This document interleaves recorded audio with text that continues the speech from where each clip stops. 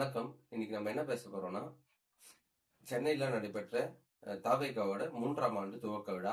அதை பத்தி பேசலாம் வாங்க. ஃபர்ஸ்ட் விஜய் பேச ஆரம்பிக்கும் போதே அவரோட கட்சி ஆளுங்களுக்கு வாழ்த்துக்களோட ஆரம்பிச்சாரு. ஆரம்பிச்சுட்டு ஃபர்ஸ்ட் எடுத்த உடனே எம்ஜிஆர்ட்ட போயிட்டாரு. எம்ஜிஆரை பத்தி பேச ஆரம்பிச்ச அவர் என்ன சொன்னார்னா, 1977ல எம்ஜிஆர் அவர்கள் ரேடியோல பேசும்போது அண்ணா இறந்த சமயம் அது.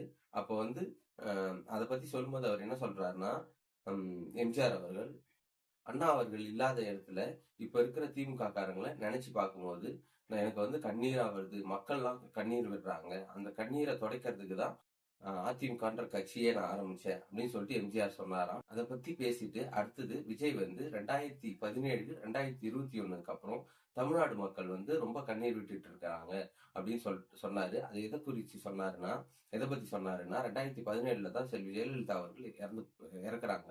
அதுக்கப்புறம் 2021 திமுக ஆட்சிக்கு வருது.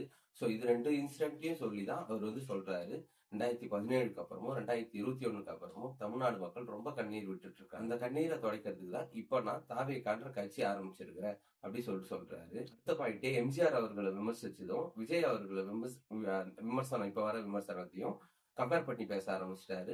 எம்ஜிஆர் அவர்களை எப்படி சொன்னாங்கன்னா, எம்ஜிஆர் அவர்கள் கட்சி ஆரம்பிச்ச புதுசுல எம்ஜிஆர் அவர்களை வந்து சினிமாக்காரர், அவருக்கு ஒரு கருத்தும் கிடையாது, ஒரு கொள்கை கிடையாது, எதுவுமே கிடையாது, வெறும் சினிமா வச்சு ஆட்சி பிடிச்சிடலான்னு வந்திருக்கிறாரு, அது வந்து நடக்காது அப்படின்னு சொல்லிட்டு திமுக காரங்க விமர்சனம் செஞ்சிருக்காங்களாம்.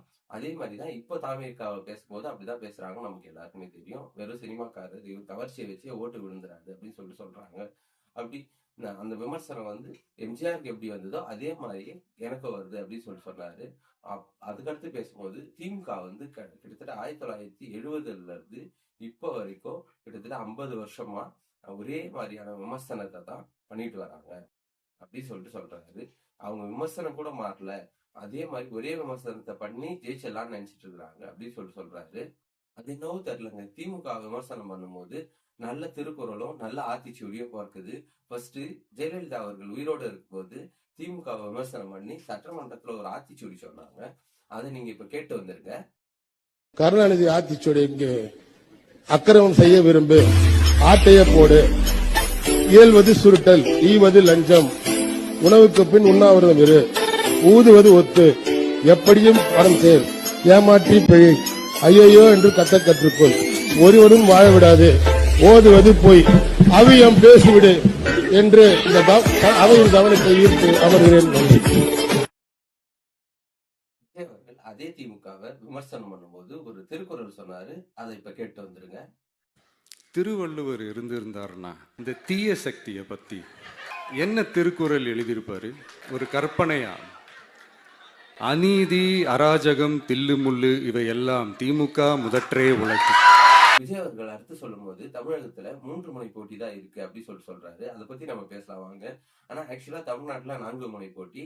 என்னன்னா திமுக தலைமையிலான கூட்டணி, 2வது வந்து பாஜக தலைமையிலான கூட்டணி, அதாவது அதிமுக தலைமையிலான கூட்டணி, 3வது வந்து நாம் தமிழர் கட்சி இருக்குது, 4வதா விஜய் இருக்கிறாரு. ஆனா விஜய் பேசும்போதே 3வதா இருக்கிற நாம் தமிழர் கட்சியை தவிர்த்துட்டு தான் பேசுறாரு.